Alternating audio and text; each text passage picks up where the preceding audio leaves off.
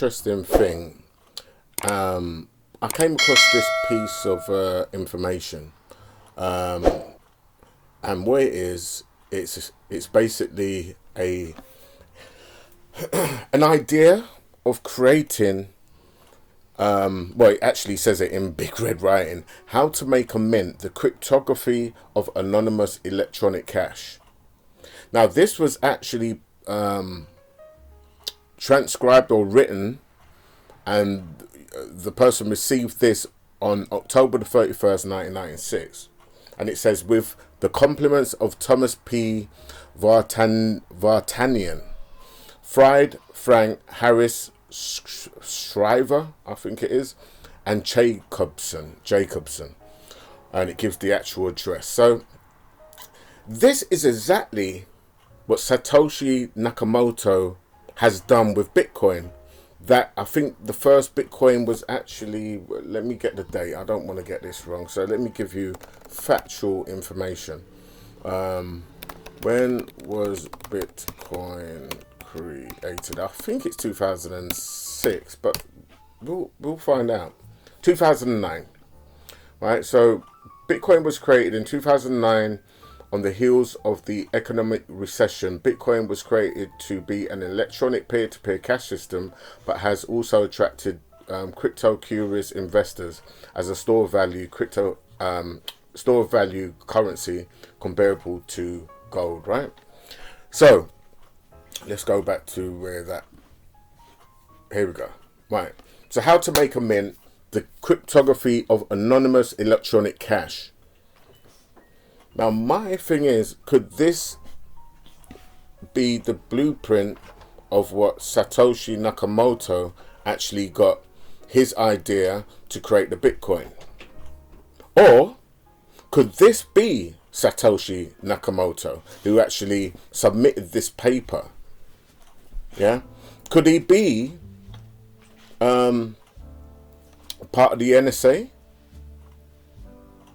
I'm just saying. I mean, or he sent it to the NSA. So I'm not sure whether there's going to be any.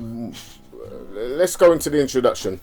With the onset of the information age, our nation is becoming increasingly dependent upon new communications. Computer-based technology is significantly impacting our ability to access, store, and distribute information. Among the most important uses of the technology is electronic commerce, performing financial transactions via electronic information exchange over telecommunication lines.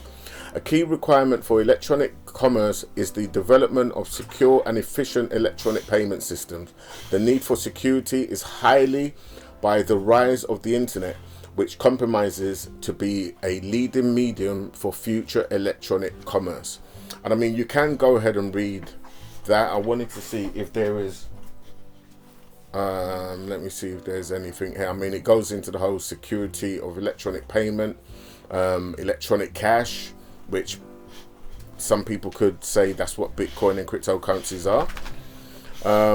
Counterfeiting, just give me a second, let me let this dog out.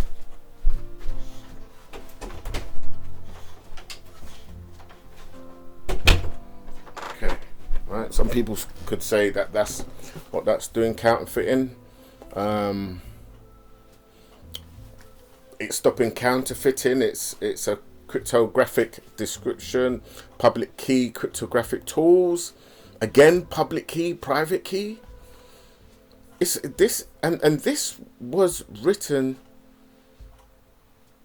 back in 1996, which makes you think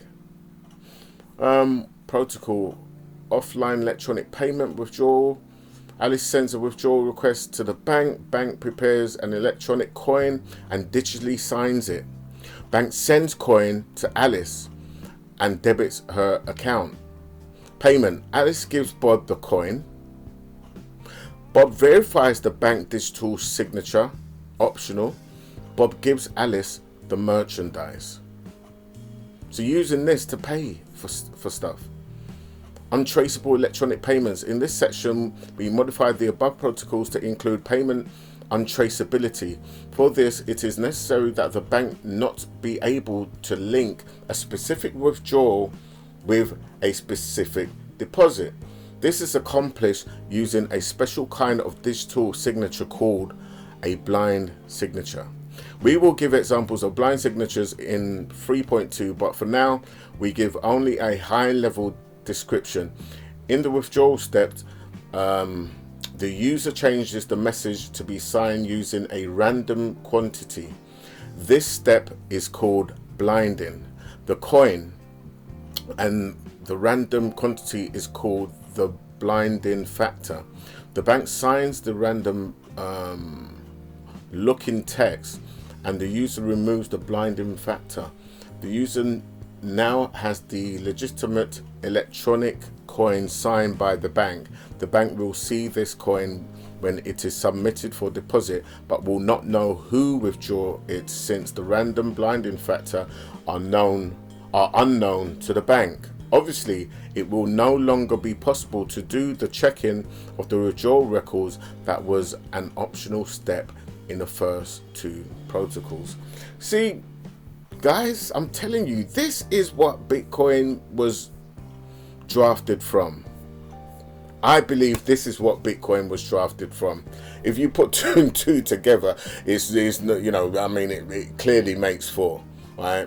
And this has got all the functionalities, the hallmark, the fingerprints of what we have now with cryptocurrency, especially Bitcoin.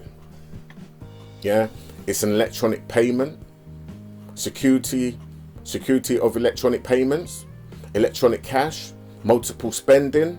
So it resolved that multiple spending, yeah, or resolved the double ledger, should I say, rather, right?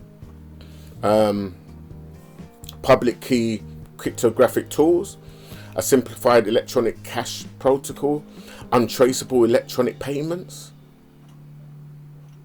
When they say it's untraceable, everything can be traced on the blockchain, but traced to who? Now that's the difference. There are ways.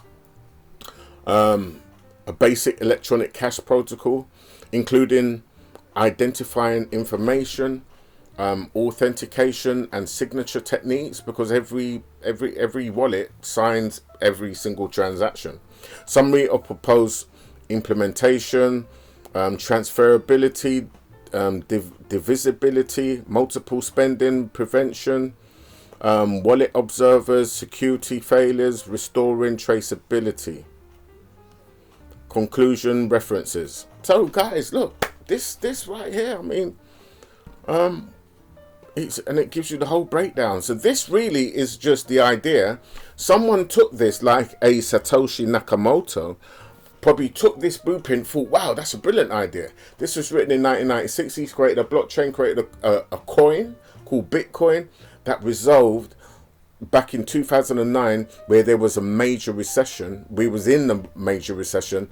Then this comes along to resolve all those issues that the banking, you know, and the common day banks were facing, right?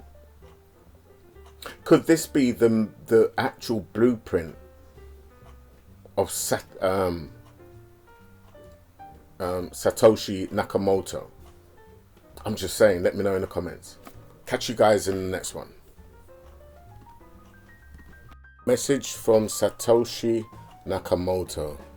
It takes advantage of the nature of information being easy to spread, but hard to stifle. So what do you think this means then? It takes advantage of the nature of information being easy to spread, but hard to stifle. Doesn't this reflect the type of situation we're in now, where information is being stifled or controlled, but on the blockchain it can't be? Maybe that was the true intention of Satoshi Nakamoto. You let me know what you think in the comments area.